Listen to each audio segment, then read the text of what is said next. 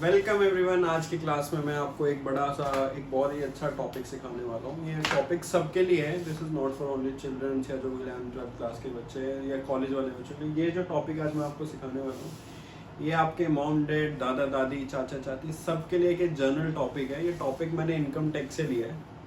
इस टॉपिक में आपको ये सिखाऊंगा कि कितनी टाइप की इनकम होती है। मतलब जो हमारा इनकम टैक्स एक्ट है जिससे सब लोग डरते हैं इनकम टैक्स का नाम सुन के, तो उस इनकम टैक्स एक्ट के अंदर कितने टाइप्स ऑफ इनकम होती है और कितने टाइप्स ऑफ इनकम में इनकम टैक्स एक्ट ने जो establish by government of India है उस इनकम टैक्स एक्ट ने कितने टाइप्स के इनकम को बताया हुआ है। आपको अगर ये इनकम क्लियर हो जाएंगी तो एटलीस्ट आपको सिर्फ आपके माइंड में ये नॉलेज क्लियर हो जाएगी कि आप किस हेड में फॉल करते हैं और आपको अपनी असेसमेंट, अपने रिटर्न्स, अपनी आईटीआर, अपने सेल्फ असेसमेंट टैक्सेस किस तरह से पे करने हैं। तो मैं एक एक करके, वैसे तो नॉर्मली इनकम के आपको वैसे सब कुछ पता होगा ही, बस मैं आपको एक एक करके उसको ब्रीफ करूंगा। हम में से जो लोग हैं, हम में से कुछ लोग कोई इनकम कमाता है, कोई इनकम कमाता है, कोई इनकम कमाता है, बट सब कुछ ना कुछ इनकम अर्न कर रहे होते हैं। कुछ लोग ऐसे भी होते हैं जो इनकम नहीं अर्न करते, जो ट्राई कर रहे हैं इनकम अर्न का। जैसे मैं हो गया, मैं भी आजकल खाली बैठा हूँ तो मैं कुछ सोच रहा हूँ कुछ वैसे ही करूँगा। तो let us start one by one. बेटा 5 हेड है इनकम के, मेजरली 5 हेड है। अब जो मेजरली इनकम है ना उनको हमने 4 हेड्स में डिवाइड कर दिया, बट अगर उसके बाद भी कोई इनकम बच गई है तो उसको हमने एक अदर हेड में डाल दिया। तो मैं सबसे जो ज़्यादा लोग करते हैं जॉब, तो वो कौन से इनकम अर्न करते हैं बेटा? वो सैलरी के इनकम अर्न करते हैं। जैसे आपके पापा, आपके दादा या कोई और आपके घर में जो जॉब करते हैं, तो जॉब जब करके आते तो महीने में उनके क्या मिलती है? पगार, तनख्वाह, सैलरी। तो वो सैलरी, सबसे पहला हेड इनकम टैक्स का है सैलरी। सैलरी किसको मिलती है? जो लोग जॉब में हैं। मैं भी कभी जॉब करता था, आप भी, आपके घर में भी लोग होंगे जो जॉब करते होंगे, कोई गवर्नमेंट जॉब में, कोई प्राइवेट जॉब में। डिफरेंट सेक्टर्स में डिफरेंट जॉब्स हैं। कोई इंजीनियर की जॉब कर रहा है, कोई डॉक्टर की जॉब कर रहा है, कोई जॉब कर रहा है, वो जॉब कर रहा है। तो जो लोग जॉब करते हैं उनको सैलरी की इनकम मिलती है। It's very easy. दूसरा जो हेड है अपना वो है हाउस प्रॉपर्टी का। सर इसमें क्या है बेटा? इसमें हाउस प्रॉपर्टी के हेड में मेरा एक घर है बहुत बड़ा, ठीक है। मेरे घर में 50 कमरे हैं और जो मेरी छोटी सी फैमिली है, मेरे 2 बीवी बच्चे, मेरे 5, 6, 7, 8 जो बच्चे और एक मेरी जो एक छोटी सी स्वीट सी बीवी है, हम सारे मिलकर 2 कमरे के परिवार में ले लेते हैं और बाकी 48 कमरे मैंने क्या करे, मैंने किराए पे दिए हुए हैं।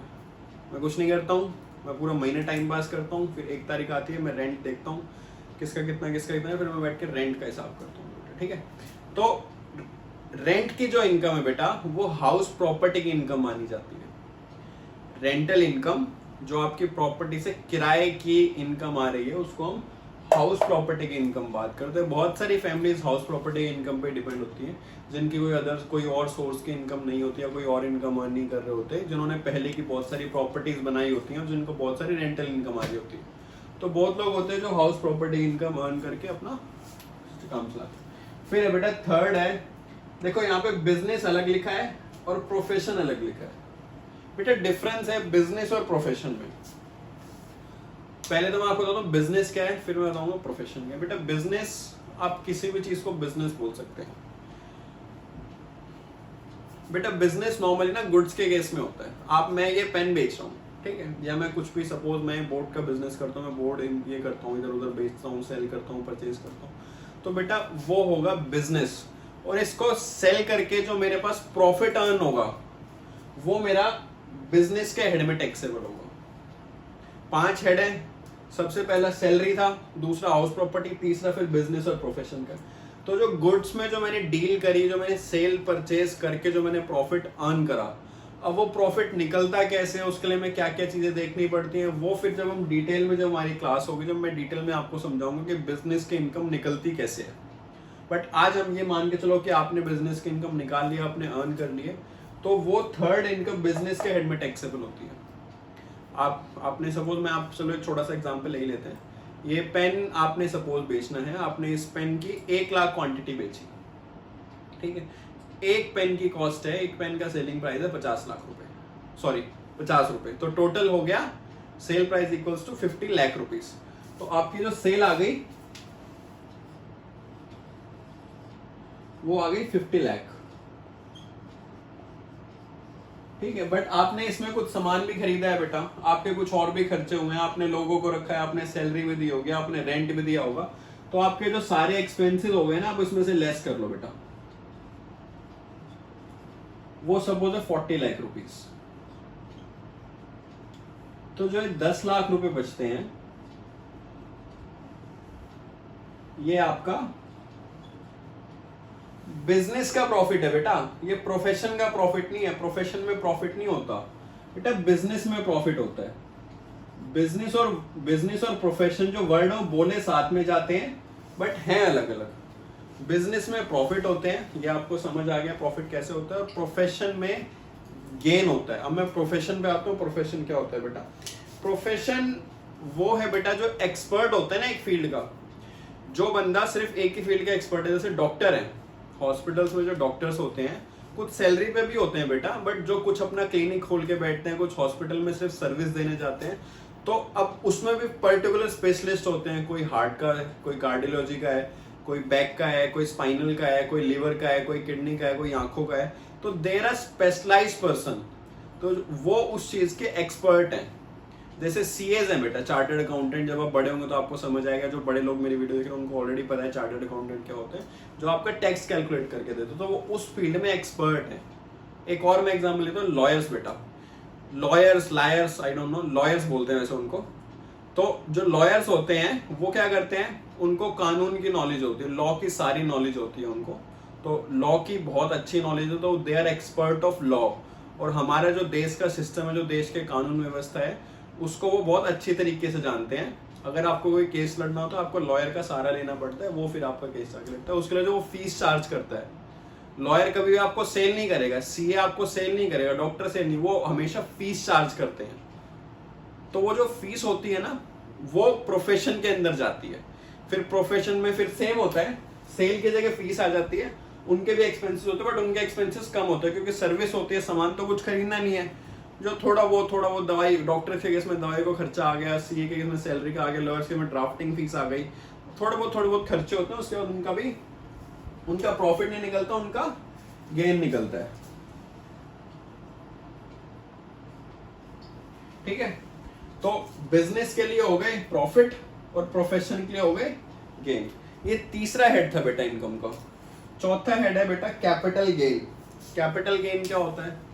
अब सपोज आपने सुना होगा कि भाई हमारी पुरखों की जमीन है और वो हमने 10 करोड़ रुपए में बेच दी। कितने बेच दी? 10 करोड़। मजे ही आ गए बेटा, मजे ही आ गए 10 करोड़ रुपए। तो कई होता ना कि सात पीढ़ी बैठ के खाते हैं, वैसे बैठ के खाएंगे बेटा। 10 करोड़ रुपए की जमीन बेच दी। अब क्या हुआ कि वो सपोज आपके दादा ने परचेज की थी 1 करोड़ रुपए में, आज से 20 साल पहले। ठीक है, तो आज आपने उसको 10 करोड़ रुपए में बेच दिया, तो आपको मोटा मोटा कितने रुपए का प्रॉफिट हुआ बेटा? 9 करोड़ रुपए का। तो जो 9 करोड़ रुपए की इनकम है वो आपकी कैपिटल गेन हेड में टैक्सेबल होगी। समझ आया? इसमें बेसिकली, इसमें मेनली जो हमारे फिक्स एसेट्स होते हैं, या जो हमारी जो इंटेंजिबल, जो हमारे नॉन मूवेबल एसेट है, जैसे लैंड हो गई, बिल्डिंग हो गई। जब मैं ऐसी चीज को सेल करता हूँ, या मैं चली चलाई कोई जैसे कंपनी है, उस कंपनी को सेल कर दूं बट 3 साल से ज्यादा है, इसमें शेयर्स को भी इंक्लूड करते हैं। अगर मैंने कोई मार्केट में कोई शेयर्स बाय करे हुए हैं और मैं शेयर्स को 12 महीने से ज्यादा रखता हूँ और 12 महीने के बाद बेचता हूँ, या 12 महीने से पहले भी बेचता हूँ, तो भी शेयर्स को, कुछ स्पेसिफिक असेट्स हैं, shares, culture, archaeological things, paintings, जो ऐसी चीजें होती है जो कैपिटल एसेट हैं। जब कैपिटल एसेट को सेल करते हैं तो उससे प्रॉफिट होता है, वो कैपिटल गेन में टैक्सेबल होता है बेटा। तो हमारा 4th हेड है कैपिटल गेन। मोटी मोटी इनकम इन 4 हेड में कवर हो जाती है। स्टिल अगर कोई बच जाती है तो उसको इनकम टैक्स ने अदर सोर्सेज में डाल दिया है। अब क्या बचता है मैं आपको बताता हूँ। आप सोच के देखो, इन 4 हेड के अलावा क्या इनकम बच गई?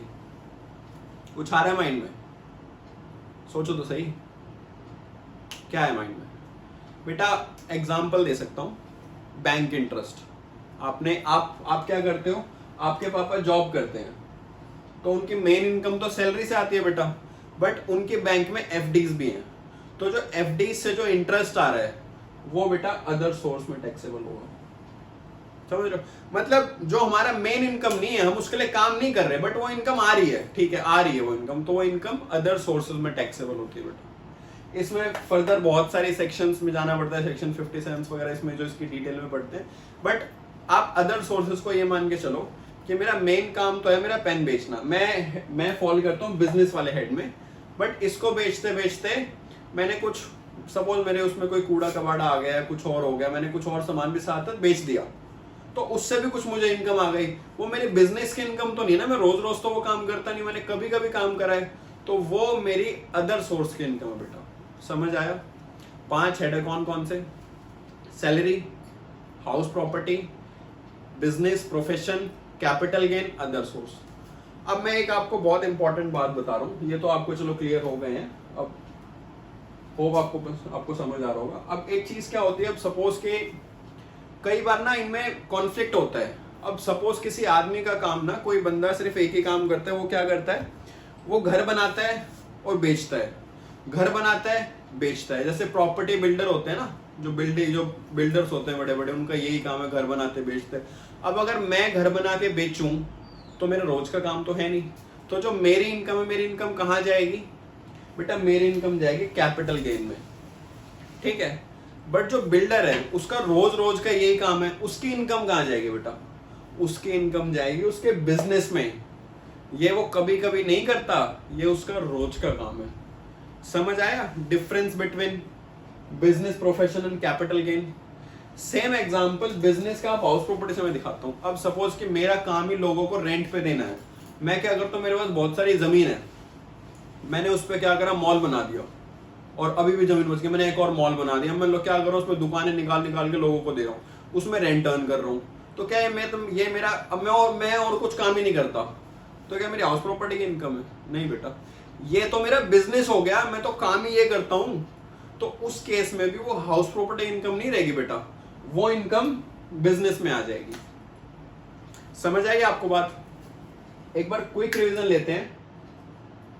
5 तरह के हेड थे बेटा, मैं इधर सामने खड़ा हो जाता हूँ, आप खुद लर्न करो। First salary, second house property, rental की इनकम, थर्ड बिजनेस प्रोफेशन, अपना सामान बेच के सर्विस देके जो इनकम आती है, फोर्थ कैपिटल गेन, जब बहुत बड़ा घर या लैंड बेचते हैं, और फिफ्थ अदर सोर्स में जैसे एफडी की इनकम, फैमिली पेंशन की इनकम, और 2-4 इनकम।